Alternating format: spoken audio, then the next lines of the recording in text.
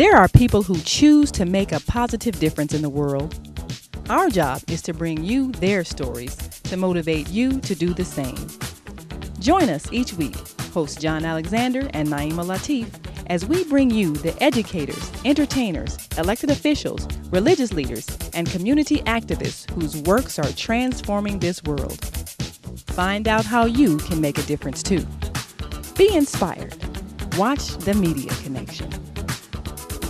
Thank you for joining us on The Media Connection. We're here in Freeport, Illinois, where workers have joined together to protest the closing of a plant and the shipping of their jobs abroad to China. It's a plant where presidential candidate Mitt Romney owns stock, and workers are angry because their jobs that pay $14 an hour are being shipped away to Chinese workers that are getting paid 99 cents per hour. This is a plant that's scheduled to close the day before Election Day. It's a question of organized labor or slave labor, jobs at home or jobs abroad. We'll be back to hear Reverend Jackson as he addresses this group of organized labor to fight for jobs here at home. My name is Tom Gallrap. I've worked at this plant across the street for 33 years, and I'm going to lose my job next Monday. You know, we've been trying to get the attention of Mitt Romney since June and asking him to come out here because we firmly believe that they don't get what this does to communities and to families and to people when they lose their job and their livelihood. And especially when you can't just go down the street and get another good paying job. The majority of the jobs that are available, which aren't very many, in this community are like in most Midwestern manufacturing communities. They're minimum wage, no benefit, part-time jobs. And people will say, well, now why are you going after Romney? He hasn't been at Bain Capital for some period of time. They can't seem to make up their mind about that. And we say, it's very simple. Mitt Romney owns stock in Sensata Technologies. Millions of dollars of stock in Sensata Technologies. As a matter of fact, on the 2 tax returns that he's released part of, he donated over $1 million in Sensata stock to a charitable foundation that's administered by him. So he doesn't have to pay taxes on it. So, you know, not only did he start this company, and he's the only CEO they ever had,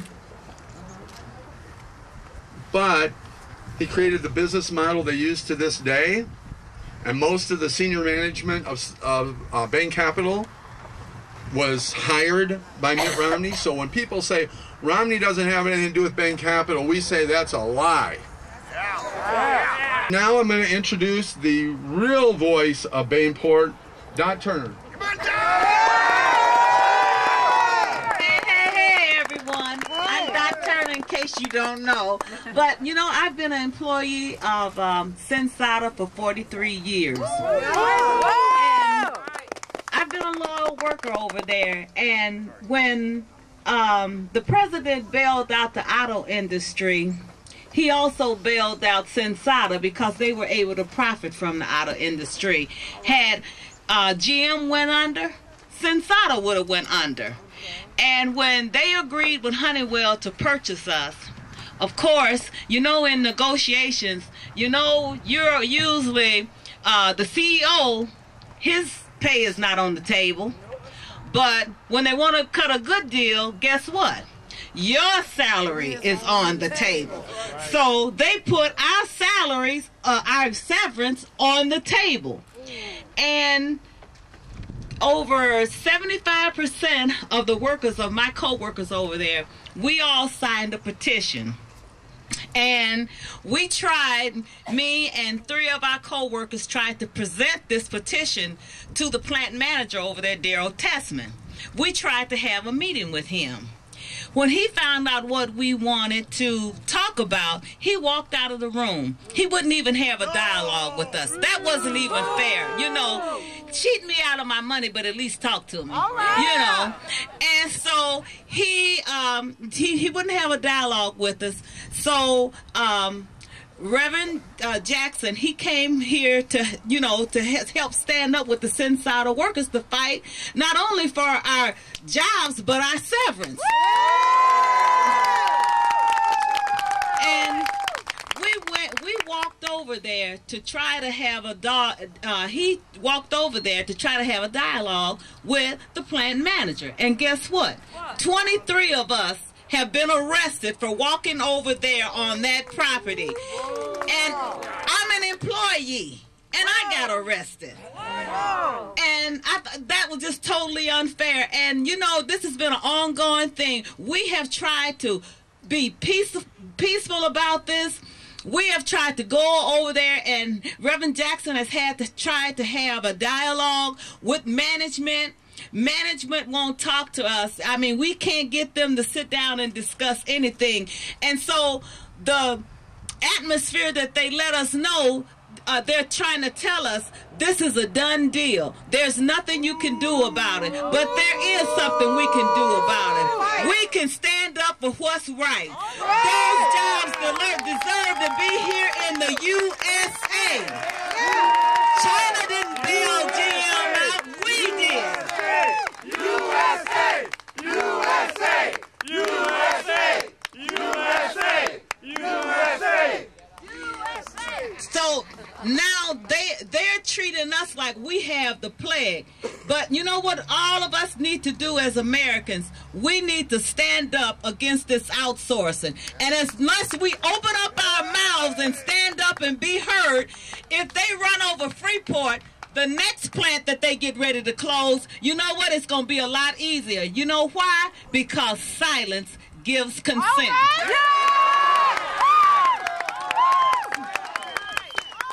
And we're not going to be a silent voice in America. We're going to take back these jobs. We're not going to let them run over us. We're the ones that vote them into office, and we're the ones that are going to hold people accountable for letting this kind of stuff go on. Hi, we're back. You're watching The Media Connection here in Freeport, Illinois, where workers have joined together to protest the closing of this plant.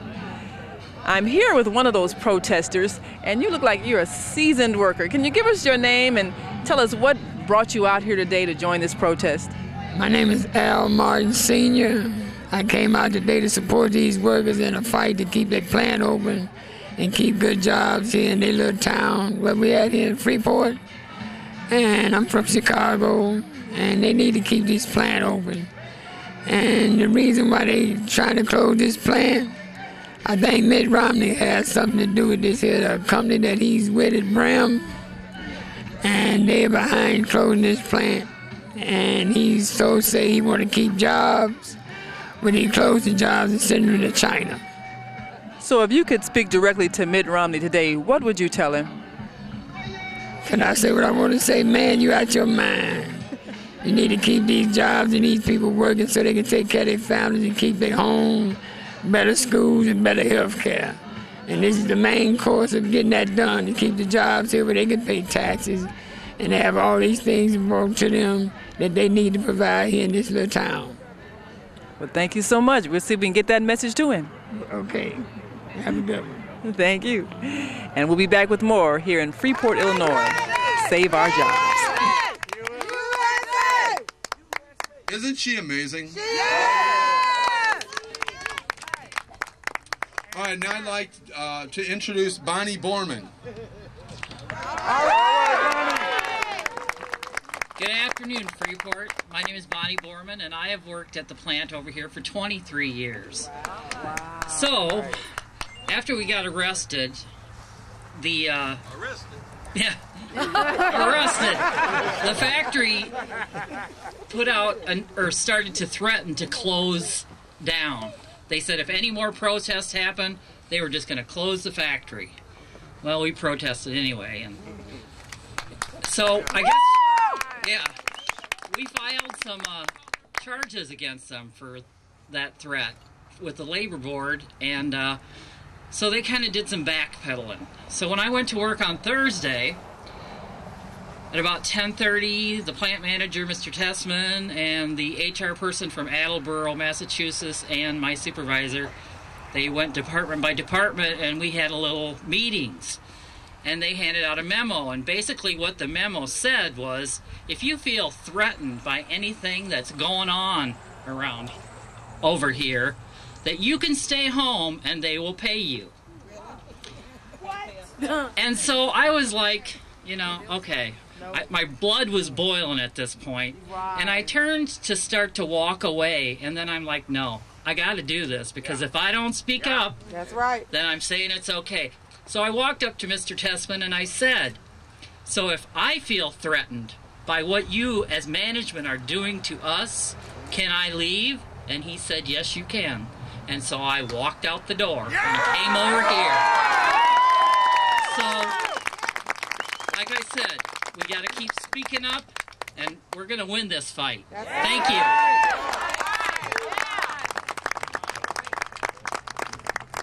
When Bonnie left, that gave the courage to a group of us work second shift, and we followed her lead, and we walked out of there. Yeah! All right, now I'm going to introduce Bobby Ballard. All right! Hi, I'm Bobby Ballard, and I've worked 16 years across the street. Wow. And before I came over here, I worked 21 years at another factory in this town that moved to Georgia. So I was 47 years old when I started looking for another job. Wow. I got hired in over here and thought, I've got it made till I retire. Well, I'll be 64 in February, and where am I going to find a job?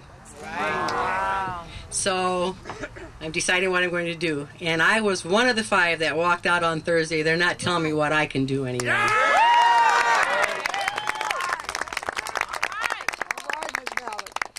So I'd like to introduce the president of the SEIU, Mary Kay Henry. Yeah!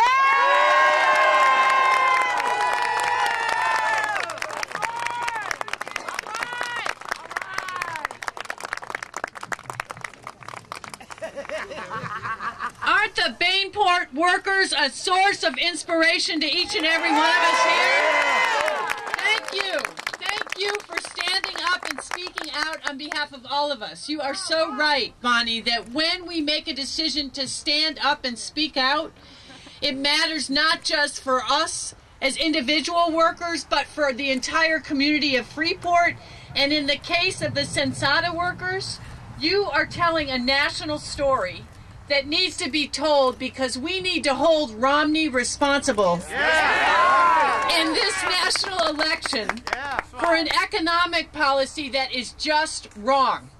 He created Bain Capital, and he developed the model of creating funds that would buy companies like Honeywell, sell them to Sensata Technologies, with a plan to drain this community and ship these jobs to China. And we reject outsourcing as an economic policy for American workers. So we are proud to stand with the workers of Sensata today, my brothers and sisters from SEIU locals in Chicago.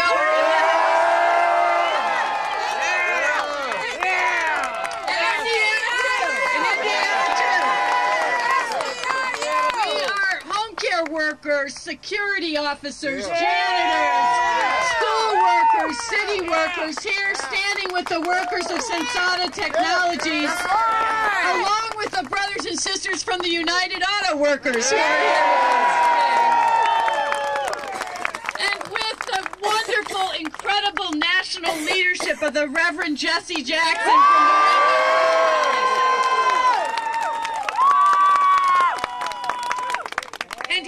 we want Romney to be held responsible for. Not just the outsourcing that he created, but the notion that in addition to destroying good jobs in this community, that he thinks he can get away with ripping apart the severance package that these workers were originally guaranteed when Honeywell owned this plant.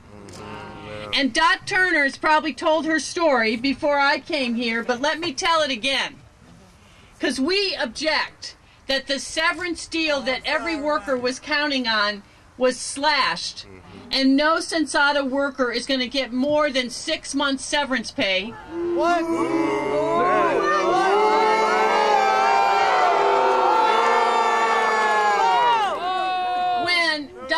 Turner was guaranteed how many? 56 weeks is what Dot Turner was originally guaranteed, because she has served this company faithfully, loyally, and with her hard work and pride and dignity for 40 years. And workers who give that kind of guts to companies need to be treated with the commitments that were originally made.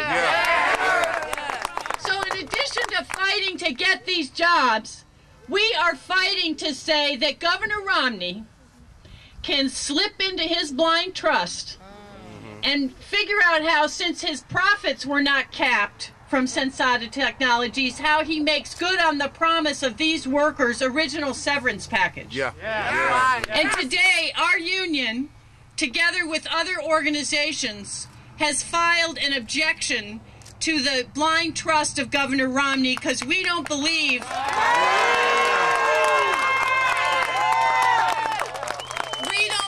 that this blind trust complies with our federal law. And Governor Romney either needs to divest the trust, or he needs to open it up and say what it is, because we want to know how many other Sensatas lurk beneath the surface, and how many other plants he intends to have them close and ship overseas. I don't know how you all felt when he was debating our President Barack Obama on television the other night and acting all high and mighty about China. And I thought, I know some workers in Freeport, Illinois, who had to train the workers who are going to have their jobs over in China. How dare this man attack our president about China policy when he's doing this to Freeport, Illinois, and to here. So I have to use a note paper, because there's so much money that this man has made, I don't want to get it wrong. Romney owns $50 million in Bain. Right now, today, right? $8 million of that money is what is Sensata Technologies. That $8 million bought this plant from Honeywell, and then started out this outsourcing policy so they could suck the profits out of this community, ship the jobs overseas, and cut the severance packages of these workers. And we're standing here today to say we object. We are not taking it anymore. And we salute the courage of these workers who decided to speak up about that. Fired up? Ready to go! Fired up? Ready to go! Fired up? Ready to go! Fired up? Ready to go! So we are incredibly proud to stand with the workers of Sensata, who've had the incredible courage to speak out and say enough is enough. We are not going to allow these firms that Bain created, like Sensata Technology, to destroy our communities. We are here today to support those workers, and we'll be here every day to object and to get Governor Romney to take responsibility, like he should, for doing right by the commitments that have been made to these workers. Thank you all very much. And we're back. You're watching The Media Connection. I'm Naima Latif, here in Freeport, Illinois, with another worker that's protesting the closing of this plant. Can you give us your name and what motivated you to join this protest today? My name is Tanya Yarborough, and the reason I joined the protest is because this can happen to anybody. I have a job today, and I can be unemployed tomorrow. And a lot of people don't understand the importance of supporting people when they're going through things like this. It can happen to anybody. With a flick of a pen, you can have a job today, and it's gone tomorrow. How long have you been a member of the union? 8 years, and I love it. I love it. So, of course, we know that the workers in China are getting paid much less. What would you say to presidential candidate Mitt Romney to convince him to support keeping these jobs here? I don't even think it would be appropriate for me to say. I'm saying this doesn't make any sense. People need jobs. You have family to support and everything, and a lot of people complain about the violence that's going on. And I don't care what race, what community, where you're from, you're going to do anything it takes to feed your family by any means necessary. So taking people's jobs, in my opinion, you're only creating an atmosphere for more violence. You're taking people's jobs. They have mortgages, they have kids, they have bills, and nobody want to live out on the streets. But I commend these people who've been out here for 48 days sleeping outside to support these people. I commend them because I know it's hard, and a lot of people need their job. Even with the jobs you have, you're not making that much, but it's something to support your family. But when you have nothing at all, and you're taking it to China, now you want to be the president of the United States. President of the United States, but you want to send jobs to China. What you want to be president of China? Ooh. I like that response. Well, you heard it here on the Media Connection. And we'll be back with more with Reverend Jackson and the workers who are protesting shipping our jobs to China. Come on, Freeport, make some noise.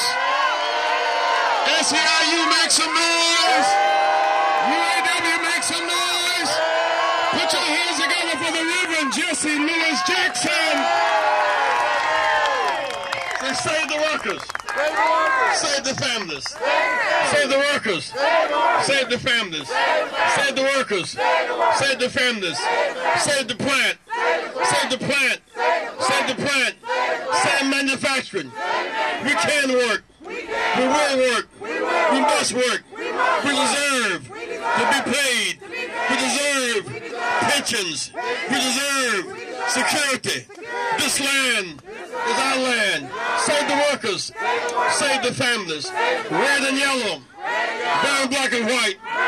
We're all precious in God's sight. We're in this thing together. In this thing together. In this thing together. Keep hope alive. Keep hope alive. It is a special joy to be with our Freeport family again today. The sister who travels this nation and the world to bring about this idea of dignity for workers and stability for our families. She is a person of extraordinary ability and character who makes us feel better and more secure. Sister Mary, give a big hand, please. Give her a big hand. Give her a real big hand. A big hand. Let's hit the SEIU. SEIU. SEIU. SEIU.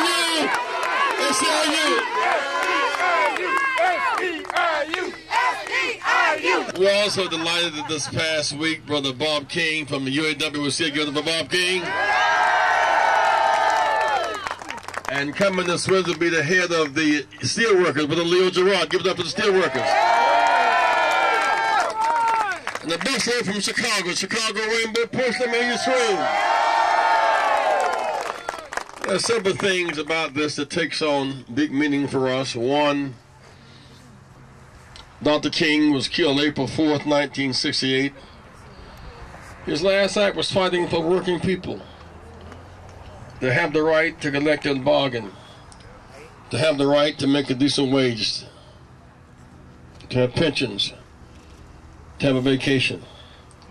The janitor, the maid, the garbage truck driver looks forward to taking off their uniform one day and sitting at their child's graduation.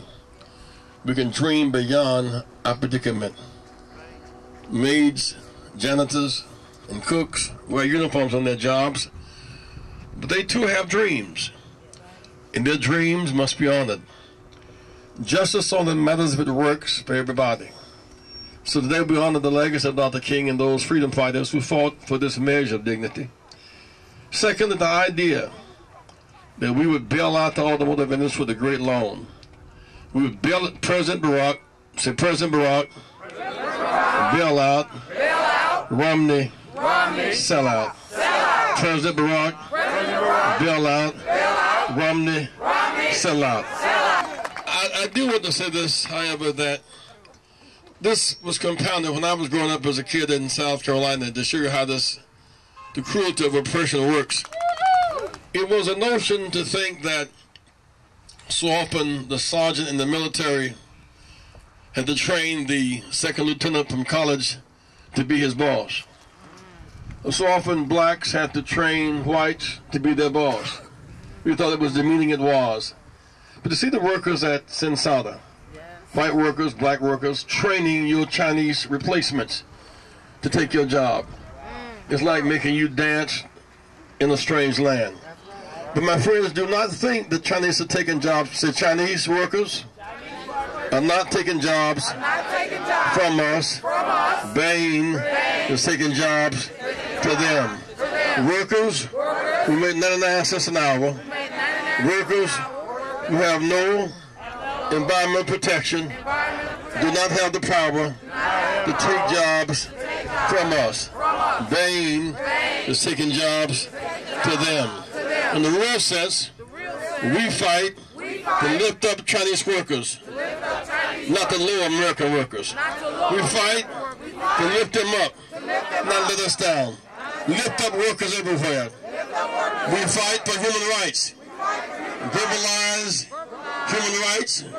Globalize human rights. Workers everywhere deserve an even playing field, fair rules, clear goals, and justice. So we stand together today. We stand together today, red and yellow, brown, black, and white. We're learning to live together. We're learning to live together. We have survived apart, and now we're learning to live together. Some of us are learning it the hard way. When they close the plant gate, and turn the lights out in the dark, we look just alike. Therefore, the issue is not black and white. It's dark and light. Let's turn the lights on. Turn the lights on. Turn the lights on. Turn the lights on. Keep hope alive. Keep hope alive. Keep hope alive. Save our plants. Save manufacturing. Save our jobs. Save our families. Save manufacturing. Save plants. Save jobs. Save our families. This land is our land. Keep hope alive. Thank you for joining us on this edition of the Media Connection. We'll follow this story in Freeport, Illinois, because it symbolizes so much of what America is about. Save our economy by saving our jobs and keep them here at home. Workers hope to get the ear of presidential candidate Mitt Romney, but you can speak loudly with your vote. Vote Election Day or before and be heard. I'm your host, Naima Latif. We'll see you again next time. There are people who choose to make a positive difference in the world. Our job is to bring you their stories to motivate you to do the same. Join us each week, host John Alexander and Naima Latif, as we bring you the educators, entertainers, elected officials, religious leaders, and community activists whose works are transforming this world. Find out how you can make a difference too. Be inspired. Watch the Media Connection.